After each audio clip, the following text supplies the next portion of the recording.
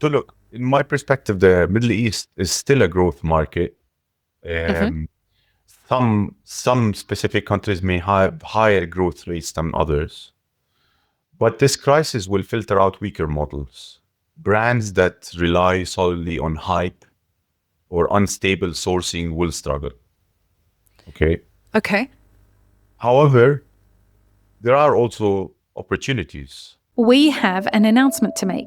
Starting this June, Mapper Forward is bringing a new perspective to the Japanese coffee industry with Mapper Forward Japan. Every 2 weeks, we're highlighting a selected series from the Daily Coffee Pro by Mapper Forward, translated and available in Japanese on our YouTube channel. Follow along on our new Instagram account, Mapper Forward Japan, where we'll share industry commentary, episode clips, and market updates all in Japanese. And if you're in the Japanese coffee industry, join our mailing list for updates and exclusive content also in Japanese.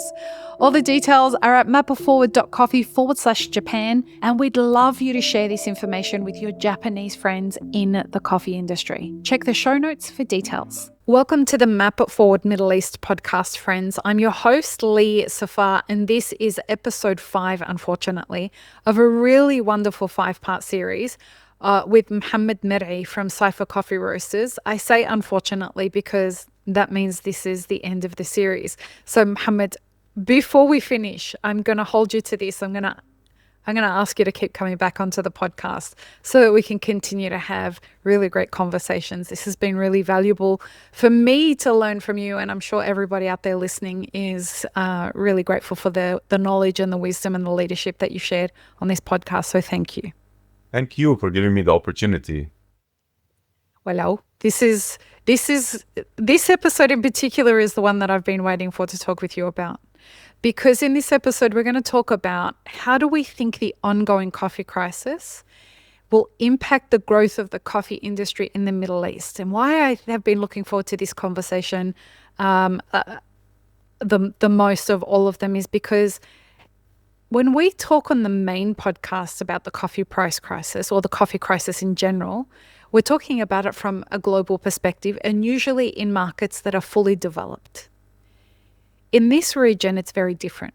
We're an emerging market here as far as the coffee industry goes. And I'm really keen to understand from your perspective, as one of the pioneers in this industry, how you think that this crisis is going to impact that growth trajectory. And folks, for reference, when we say coffee crisis, what we mean is the crisis from the perspective of the price, the supply, the issues climate are causing, the issue that geopolitics is causing, as well as access to labor, both here in the region as well as at origin. So all of those things, there's many things that are causing this coffee crisis at the moment. But Mohamad, from your perspective, how do you see the impact of that having an impact on the growth in this region? So look, in my perspective, the Middle East is still a growth market. Some specific countries may have higher growth rates than others, but this crisis will filter out weaker models. Brands that rely solely on hype or unstable sourcing will struggle. Okay. However, there are also opportunities, Climate issues will push brands to be more transparent, sustainable, and hopefully, let these brands make the right choices as well, because it's, for example, climate issues. If you travel to origin, they're very prevalent. You hear it. I've been hearing it since 2015, 16 from various farmers around the world, that know about, climate patterns. They used to dry their coffee on a specific, month because this is where it's dry. It's not like that anymore. Things are behaving erratically. You know what I mean?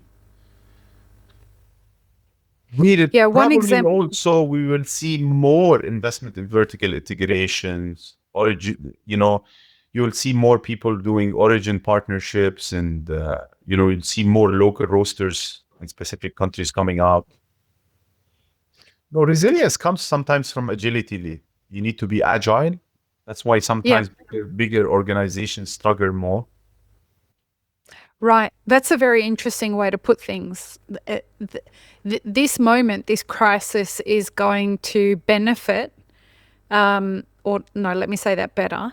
I think people who are more agile and can react more quickly than others will be able to take action more quickly in this crisis and adapt as things change. It's important for people. Actually, let me phrase this as a question. What role do you think being informed is going to play in people's ability to adapt as this crisis unfolds and we continue to grow as a region?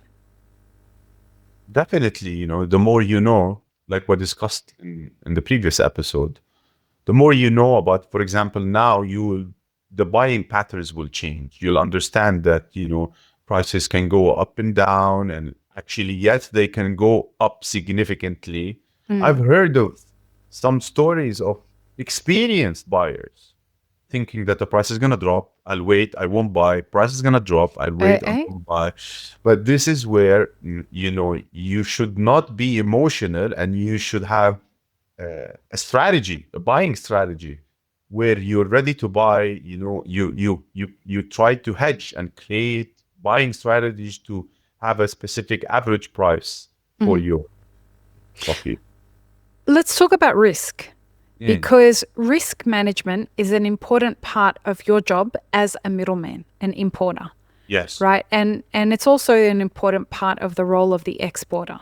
Yes. So for people who are not familiar with the coffee supply chain, even though they work in coffee, somebody grows the coffee, somebody processes the coffee, somebody transports that coffee to put it on a ship. Yeah.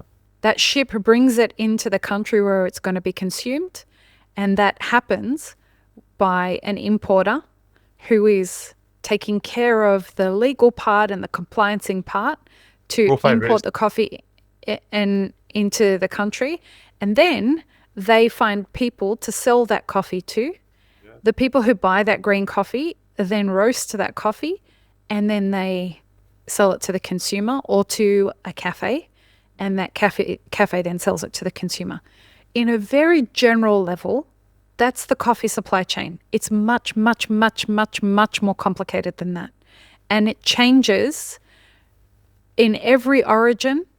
There are many different ways of doing that. Some people have what's called a quiote that also takes a part of that, etc., right? The people in the center are usually the ones that are financing that whole process. So that's the exporter and the importer. They're the ones that are carrying the most of the risk. And is that been your experience, Mohamad? They're carrying the most risk. Yeah. I'm not sure if I can, because the producer is taking a huge risk as well, no? Well, the producer is taking a lot of the risk, but you're financing a lot of that much of the time, particularly when the producer needs payment for the product that they're creating either upfront or quickly after they've sold it to you. Yeah. So yes, the producer's taking a lot of that risk, but what we want it when somebody operates like you and is paying for that coffee up front, you're taking the risk. Yeah. Traditionally, what ends up happening is that in specialty coffee, the producer grows the coffee, sells the coffee, and doesn't take payment for that coffee until it arrives in the consuming country. Oh, we never do that. And that's my point. You're taking most of the risk. Yeah. Traditionally, and in most cases, the producer carries most of the risk because they're not getting paid until it arrives in the importer's warehouse. Things are moving. Crises like this do exactly like what you were saying. They force people to have to shift and change and do better business practices. I agree. So when you're carrying most of the risk as the middleman that's bringing the coffee into this country, how is that changing the way that you're making decisions with regards to who you will partner with, who you will take as a new a new customer in moments like this, because a lot of people are out there still. We have a huge growth spurt that's happening. More people want to open roasteries. More people want to grow businesses and brands. I see a lot of brands that are taking risks that they should not be taking, and they come back to you as the importer, as the person who is carrying a lot of the risk. How do you make decisions in that moment of who will be a partner for you and who won't be a partner for you? Well, again, goes back to the values. So at the end of the day, people who are working with us are, buying from us. They're not buying because of price, because, we're not the cheapest. Because, we're quality driven. We're not priced. Okay. And as soon as they're aligned with that, these are the type of people that work with us. And sometimes, they do have some certain clients of ours. For example, they have a section of their offer that is high in quality and value, and then other sections, so they work with other people and stuff. But when it comes to quality, when it comes to transparency, when it comes to, working with people who are, really, really quality driven, they work with us. They will continue to work with us, and they will adjust because prices increase. So that means the cost on us increase. That means the cost on them is going to increase. But it's dynamic. Hopefully when the price drops, our prices will drop as well. You get what I mean? So everything is dynamic. When it comes, you have to be, goes back to the agility. You have to be agile and dynamic in the way you work with and you conduct the business. Really, do you expect the price is going to drop? I think all commodities go up and down. Yes.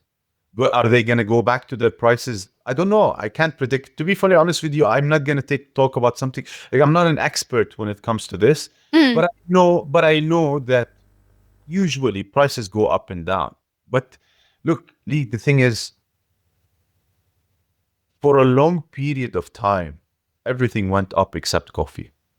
I mean, yeah, that's a really great point. Yeah, and now just to divert away from coffee, in my point of view, I think a huge economic condition is going to happen globally. Personally, I agree. Yeah, we're headed right towards it. Yeah, because for me, I've never heard. I'm seeing people who are middle class and high middle class being eradicated around the world, whether it's in Dubai or whether it's in Canada or whether it's in Europe. Friends that live all across, friends that can't afford to buy a one-bedroom house, friends that make a lot of money and they're struggling to make it day by day because it's just the inflation and the cost of living has significantly increased. And I think any economy is bound to, implode when your middle class is disappearing. It's just disappearing. It's all over. Canada 14, 15 years ago is not the same Canada that it is right now. No. It used to be the darling of the middle class. You know what I mean? And it's not the same anymore. And if you look around everywhere, I mean, it's crazy.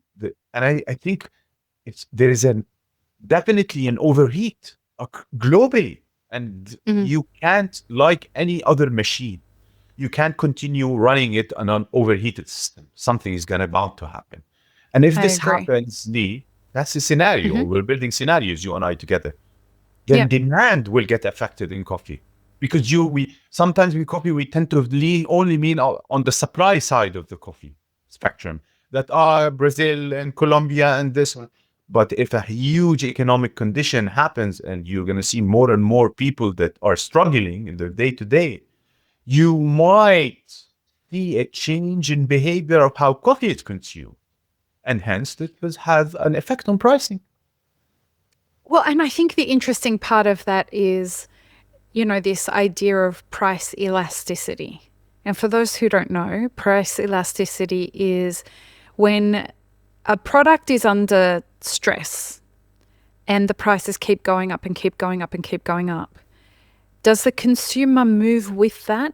Like, can the price move up further without the consumer stopping consumption? And we right now are having the elasticity of coffee put to the test. And what I think is going to be really interesting about what you're saying, Mohamad, is in times of great stress and struggle, like the pandemic, is coffee one of those places of comfort where people would sacrifice eating out so that they can make sure that they get to have coffee when they want to? Or are they going to turn around and say, no, coffee's off my list, I can't afford it anymore? No, personally, I think people will continue to consume coffee, but they might, for example, reduce the consumption or reduce the quality or something of that sort. At the end of the day, if you're struggling to feed your family, you'll start making Right. drastic decisions, So instead of going to a cafe, you may brew at home. Exactly. Or instead of drinking 3 times in a cafe, you'd consume once in a cafe and once at home, Twice at home. Right. And you have these black swan effect, situations that happens that might cause a shift in demand, a total shift in demand, or a shift, or a new type of, a new type of A new paradigm. legal drug that comes out that makes you, it gives you the same feelings like coffee, and people shift to it. Some of the consumption shifts away from it and starts using it. You never know. Things can happen, things can happen that can drive demand, and it's cyclically. I don't think prices will continue to be where they are, whether down or up. Things move. This is life. This is the nature. This is life at the end of the day. And that's why I also, like, something that I read before, when it comes to capitalism and what's wrong sometimes with this type of thinking when it comes to capitalism is that, people look for continuous growth. Nothing in life continually grows. Nothing. That's really, that's Nothing in life continually grows. And the thing is, in the capital markets, in the stock markets and stuff, everyone is quarter by quarter, you're rewarding growth. But you forget about a lot of other things, that are it's at the cost of something. Yes, about the sustainability of life. If we're going to keep consuming like that, and you keep, garbage everywhere and consuming the way you are, and the patterns that we might all end, at the end of the day, it's just, you have to start rewarding also different things other than just financial gains. You know what I mean? 100%. Yeah. 100%. And I hope that this part of the world sets an example for how to be more conscious when it comes to establishing coffee businesses that may be capitalistic, but also are about the traditional values of the Middle East, which is hospitality and community. And I am not against economic benefits. You know what I mean? neither am I. I care about economic benefit, but a chunk of that should go for good deeds. I'm a big believer on that. You choose your deeds, whether it's an environmental, whether it's for Palestine, whether it's for the hunger around the world, whether your staff. Your staff, exactly, your own colleagues. You know how rewarding it is when you hear your colleague telling you this, because it's because of this business my mom managed to have an operation that saved her life. It's because of this business that my brother graduated as a nurse. These are real life examples that happened to me, and for me, they're much more rewarding than a lot of other things. Yeah. Mohamad, thank you very much for a really wonderful series. Could you tell everyone where they can find Cypher online and perhaps purchase coffee or come visit you guys? Buycypher.com. Continue the Buy Cypher. It's buycypher.com. It's BY Cypher, CYPHER.com. And if you want to hear more about some of the things that we've seen in Origins or how to run a business, we created something called on YouTube, a channel called Cypher Specialty Coffee TV, where we discuss various educational issues and things that we've learned from our journey in coffee that we wanted to share with you. Some mistakes that we've done and maybe you shouldn't do. you should learn from it. So please visit our YouTube channel and watch our YouTube educational program. Yeah, awesome. I'm subscribed to that channel. Their content is fantastic. So we will have links to the show notes for everyone. And we have a tradition here. I know you've done this before. I'm going to get you to do it again if that's okay. But we get the guest to sign off the last episode with peace, love, and peanut butter. Would you do us that honor?